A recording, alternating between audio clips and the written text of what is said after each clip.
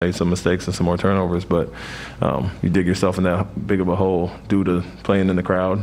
We understand how they're going to guard us. They do it all series. Every team does that. Wants to load up and you penetrate, over-penetrate, and get yourself in tough situations instead of relying on your teammates. That's the result sometimes.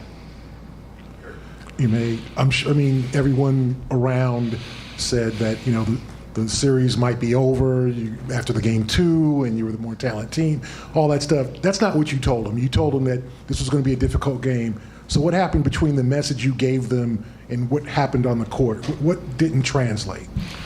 It's hard to say because it wasn't just myself. It was the players speaking up as well. I mean, they said it in the media. They got embarrassed at their place. They were going to come out and up their physicality, and it's no different than what they did in the third quarter of game 1. And so, we didn't think that it's going to all of a sudden be an easy series and they were going to roll over. We bounced back from game 1 to 2, and they were going to do the same thing, and we had to match that and came out flat for whatever reason. But it wasn't just myself. It was Marcus and Jayson and Jalen and Al all speaking up and shoot around, speaking up in the meetings, saying be prepared, knowing they're going to come out with the best hit, and for whatever reason we didn't match that to start the game. And in terms of the schematically, what didn't happen in terms of not the turnovers, but just other things, what didn't you do that you did in game 2? Guarded with some physicality, or they increased theirs. We also talked about Adebayo been struggling in the series. He's going to come out extra aggressive, put his head down. We didn't match it. We had been playing physical defense initially and kind of limiting him, obviously, but other guys as well. And for the most part, it felt like they were continually driving. We weren't getting rebounds, and so they out-hustled us 50-50 balls. But it was a concerted effort on their part to put their head down and try to be the more physical team, and they were on offense. You made the third quarter in game 1, the first 20 minutes tonight. What would you say is the biggest commonality between why those stretches keep happening? Turnovers that's one part of it, obviously. We had 8 in that quarter, 8 of 10 at halftime. We said let's clean that up, and we almost got our first half total in that quarter. And then defensively, not matching their physicality on offense. We turn it over. It's obviously tough to get some of those stops. And when we do defend well in the half court, so leaking out, getting some easy baskets, but also just their physicality went up. And obviously they spoke up about being embarrassed and wanted to come out and prove something tonight, and they did. A follow-up on Marcus, just what he went through, and any comments from him after the game of how he's holding up? No, I don't know anything yet. He obviously came back and played. Looked like he rolled an ankle. And Jayson got a stinger, but they both were able to continue and finish the game. So I'm assuming they'll be okay. Lowry comes back immediately, is pushing in transition off of rebounds, and they just kind of kept running the entire night while you guys tried to keep up. What was it about the way that they were just persistent with their pressure and their speed that affected you guys? Well, that's what he does. We talked about that before the game. That's the impact he has on the game. But when you give him 24 turnovers, it's obviously a lot easier to get out and run, and he's ahead of the snake as far as that, pushing the pace and tempo.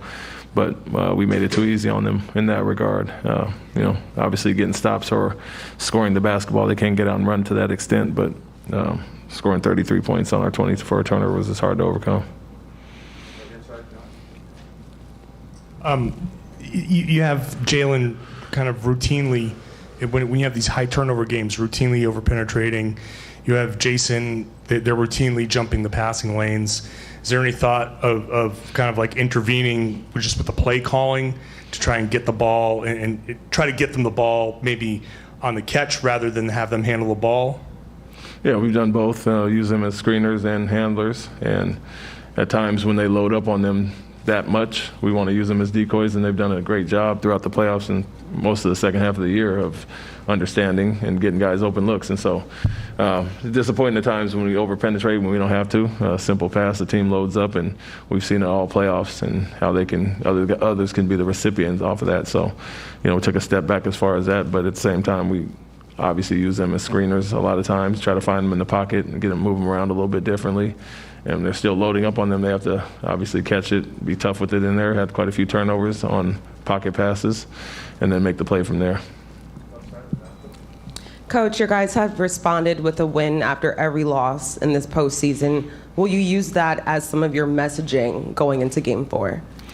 Yeah, I don't really talk about the bounce back as far as that. It's just what we are trying to do what we did the second half of the season. And even in this game tonight, you can look at some positives, how we got, like I said, got it back to a 1-point game and then kind of shot ourselves in the foot again, giving up a three-pointer and some late turnovers. But, it's 2 quarters that really stand out, 39-18 to start the game, 39-14 in game 1. And you get yourself in that big of a hole and, fight your way back. It's always tough, but, we have bounced back well, second half of the season, playoffs as well, and so we know we have to do it again at home. And Coach, especially after a game like Bam Adebayo had tonight, I'm sure Rob would definitely have helped in that situation. Are you expecting to have him back for Game 4?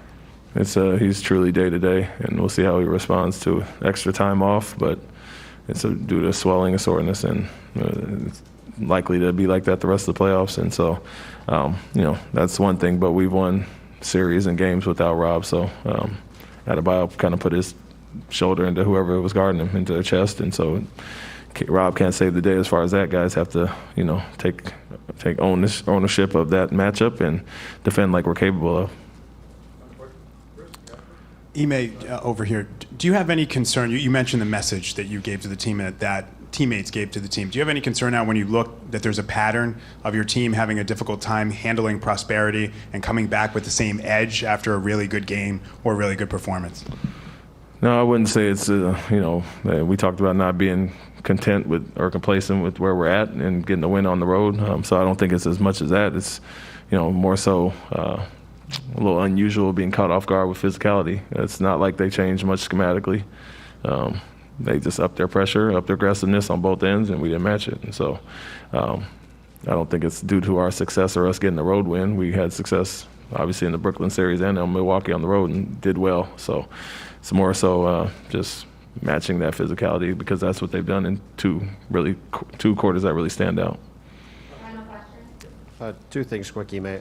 Why did you start the game with Daniel, and then why did you go with Grant to start the third quarter? Daniel, we talked about our size and keeping Al and the others in their role with the coverage that we want to, employ to start the game, and that's, keeping Daniel off ball more so and keeping him in Rob's role allows Al to do what he does instead of flipping him and Grant. We liked obviously the scoring aspect, and we obviously got off to a poor start, so we flipped that to start the third quarter and paired Daniel with who was it?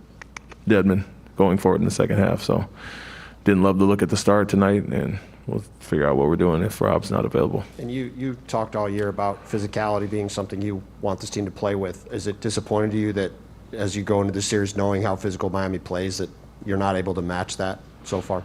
Yeah, I mean, we have at times, and, like I said, 2 quarters really stand out. But obviously we had a 25-point win as well, so we were good in that regard the other night.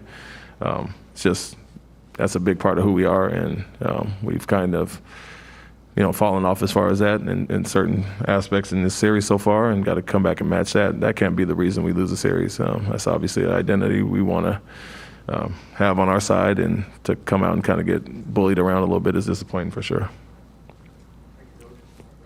Thank you.